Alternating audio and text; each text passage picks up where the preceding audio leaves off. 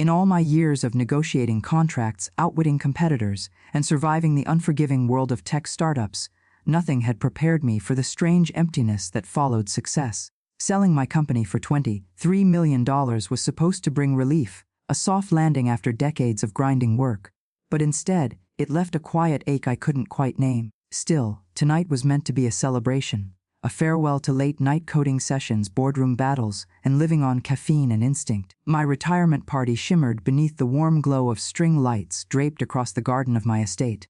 A jazz trio played something smooth near the pool, their music drifting effortlessly across the evening air. The guests, colleagues, friends, even distant relatives, mingled with champagne glasses in hand, offering smiles and congratulations. I wore a deep emerald dress chosen by my son Ethan, who said the color made me look like a queen stepping down from her throne. I laughed at the description earlier, but standing there now, watching the beautiful chaos of laughter and clinking glasses, I felt strangely royal, but also tired, ready to step away, and yet, beneath all that joy, something unsettled shifted at the back of my mind. Vanessa was here, always too near, always watching. She was stunning tonight, sleek dark hair curled over one shoulder, a sapphire dress that caught every flicker of light. She had a smile that could charm entire rooms, a laugh that sounded sweet and polished. But to me, it all rang hollow, artificial, like a mask that had been worn so long she forgot she was wearing it. My son adored her blindly. I had never understood what he saw in her, except perhaps the need for affection he never quite received from his father. Vanessa offered him warmth, attention, yes, but always with a glint in her eye that suggested she was taking notes, calculating angles, measuring returns. Over the past year she had grown bolder, asking invasive questions about my estate planning, suggesting I relax more, trust people more, let go of controlling everything. Subtle hints, but never subtle enough for me. Tonight, that uneasy feeling was back, humming beneath my ribs like a warning. As the party swelled, I found myself drifting through clusters of guests, exchanging hugs, giving thanks, pretending everything was perfect. When the band paused for a break, the event coordinator approached me gently. "Mrs. Hayes, it's almost time for your toast." I nodded and stepped toward the small marble table set up near the fountain. 2 champagne flutes sat waiting, one for me, one for Ethan. Who would speak after me? I smiled at the sight, imagining his pride as he talked about my journey. That moment was supposed to be the highlight of the night.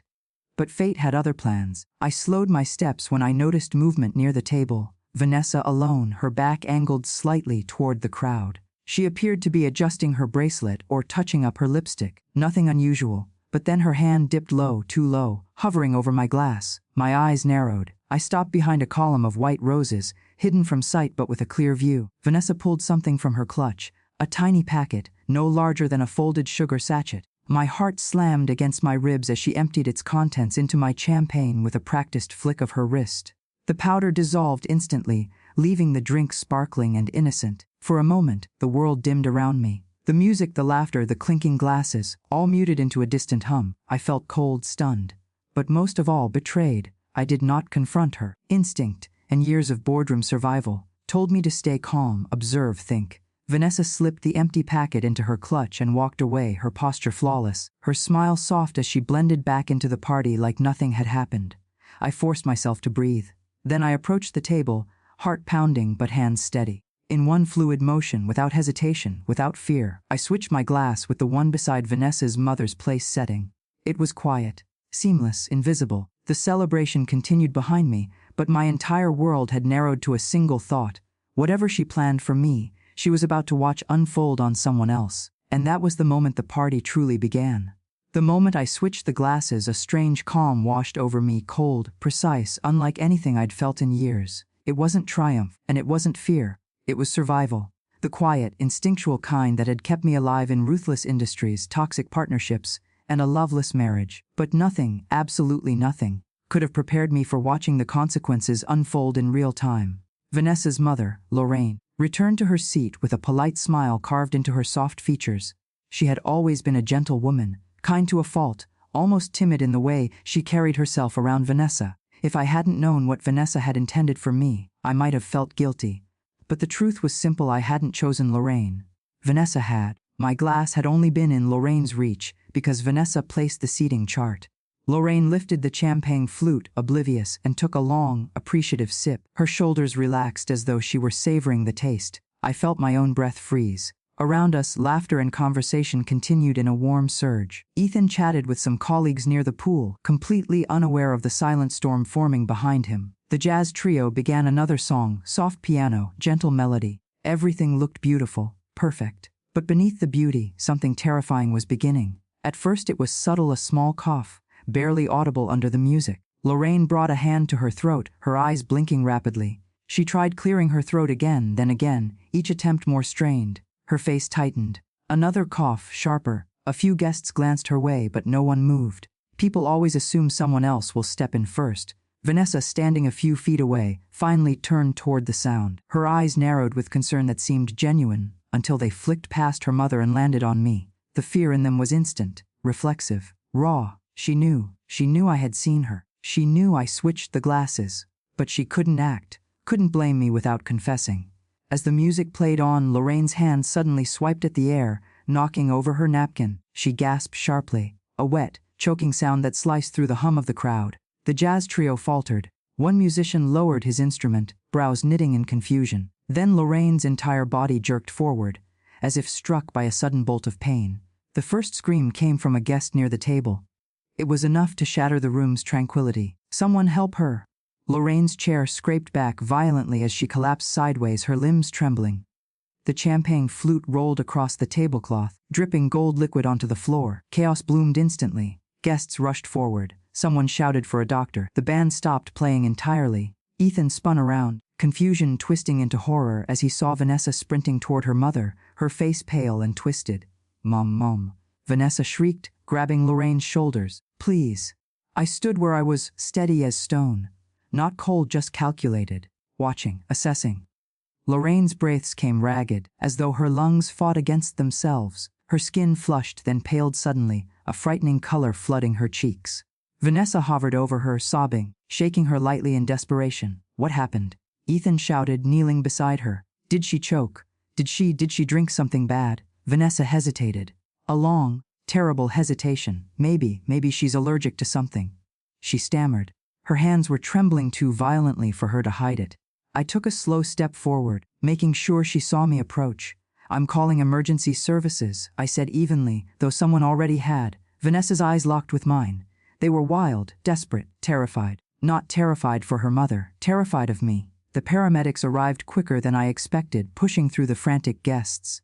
They knelt beside Lorraine, checked her vitals, administered oxygen, and loaded her onto a stretcher with urgent precision.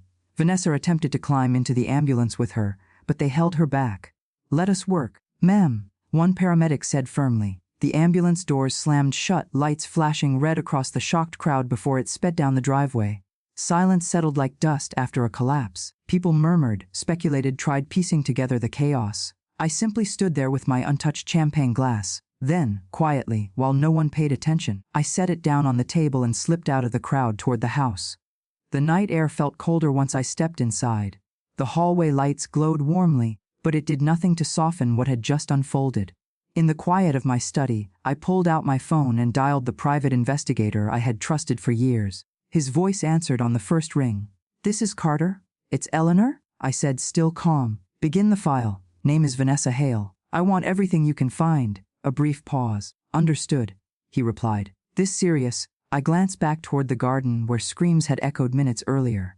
"Yes," I whispered. "It's life or death, and tonight, it had almost been mine." The morning after the party, my house felt unnervingly quiet. Too quiet for a home that had held more than 100 guests the night before. Balloons drooped, half-empty glasses sat abandoned on tabletops, and faint echoes of laughter still lingered in the air like ghosts. But inside me, something else lingered, a sharp, cold certainty. Vanessa had tried to kill me, and now her carefully crafted facade was beginning to crack.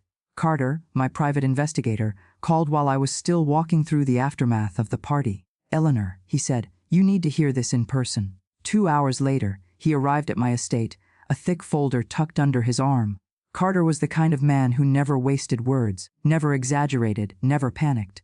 That was why the tension in his eyes unsettled me. He set the folder on my kitchen island and slid it toward me. The first page hit me like a blow. "Vanessa Hale, credit card debt, $126,000. I blinked. "That can't be right." "It gets worse," Carter said. "Personal loans from private lenders, There are 80,000 gambling transactions, online casinos, offshore accounts. The deeper he went, the tighter my chest became. She's been living double, Carter continued. Luxuries, designer brands, girls' trips. All on debt. And she's been hiding every trace from your son. I closed my eyes briefly. Ethan wasn't perfect, but he loved purely. He trusted too much. He deserved better than this web. Carter tapped a sec file. This is the real bomb.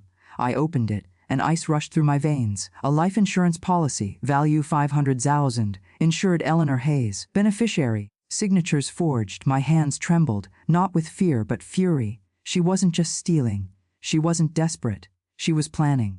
She's been preparing this for months. Carter said softly, your death would solve every financial problem she has. I lowered into a chair, the world spinning for a moment. To think that I had invited her into my home, welcomed her into my family, tried, despite every instinct, to accept her. What about Ethan?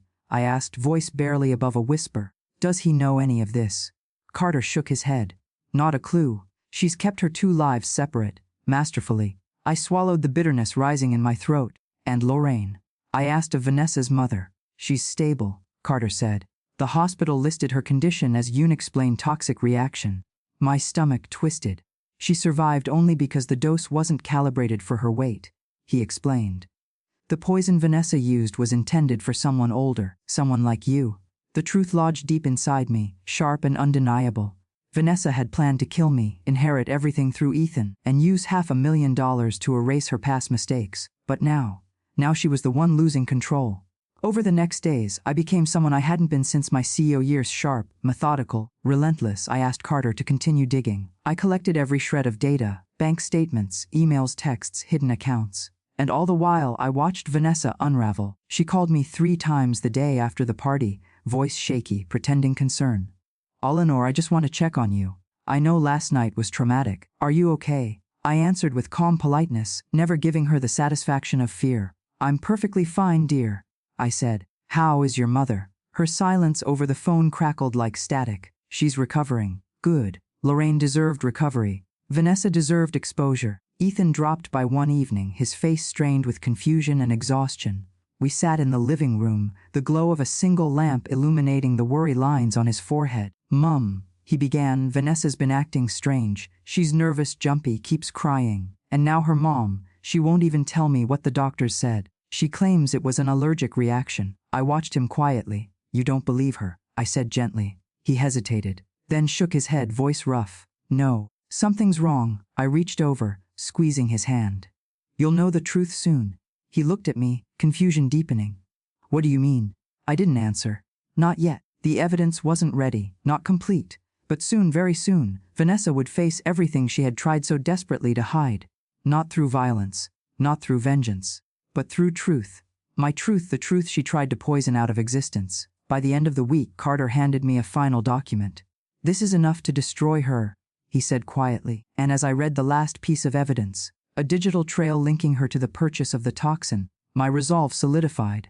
I would not let Vanessa walk free. I would not let her continue her deception. I would not allow her to ruin another life. Chapter 4 would be my moment, not of cruelty, but of justice. And maybe, just maybe, a little sweet revenge. A week after the disastrous retirement party, the truth sat in a thick binder on my desk, every document, every signature, every lie that Vanessa had woven into her life with my son. Neatly organized, chronologically labeled, undeniably damning.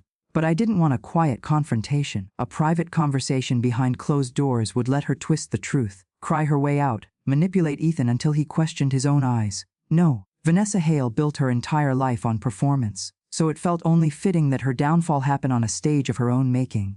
And I would provide the stage. I called it a gratitude brunch, a soft, gentle name designed to disarm everyone. Colleagues, friends, and family gathered at my home again, each believing it was my way of processing the chaos of the previous week and thanking them for their support. Vanessa arrived on Ethan's arm, wearing a cream-colored dress and a practiced, fragile smile.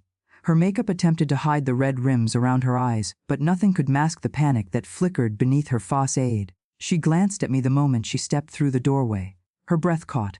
Fear tightened her posture. Good. Let her feel the truth stalking her. I'm glad you came, I told her sweetly. Her swallow was audible. Of course I wouldn't miss this. She was lying even as she breathed.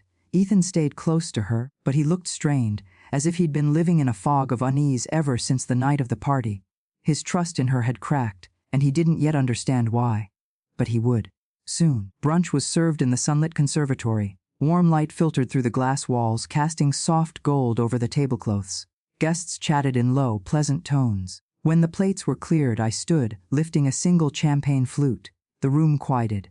Even Vanessa's breath seemed to still. "Thank you all for being here," I began. "Tonight, I want to share something important. Something about truth." Vanessa's fingers tightened around her napkin. I watched her knuckles whiten. "I've always believed," I continued slowly, "that betrayal comes from the outside, from strangers." I turned my gaze directly toward her. "I learned, lately, that I was wrong."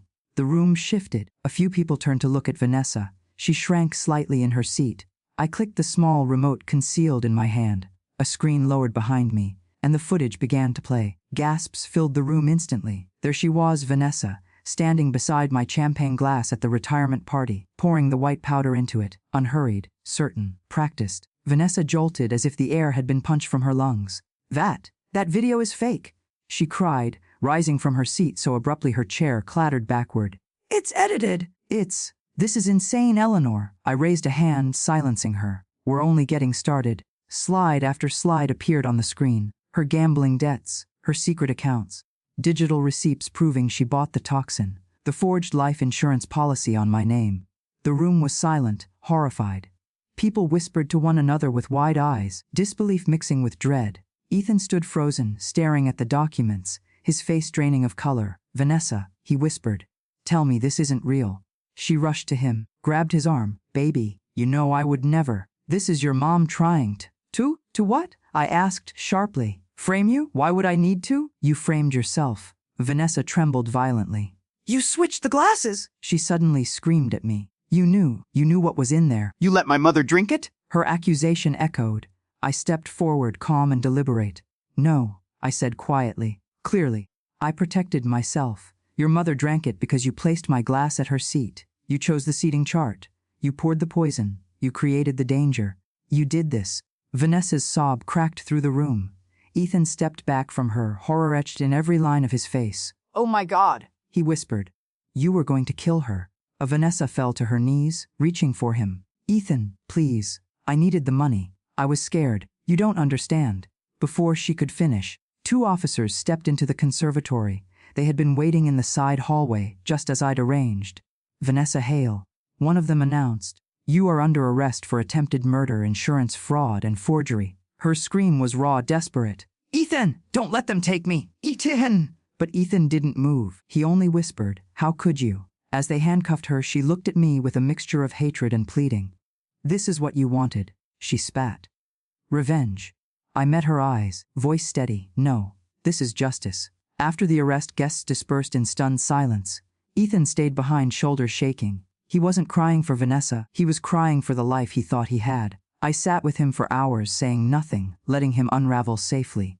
In the quiet that followed, I looked around my home, sunlight still glowing through the glass walls, the faint hum of life settling again. My retirement was no longer tainted by fear. I was alive. I was free, and I had reclaimed the world Vanessa tried to take from me. It wasn't sweet revenge that satisfied me. It was survival. It was truth. It was peace.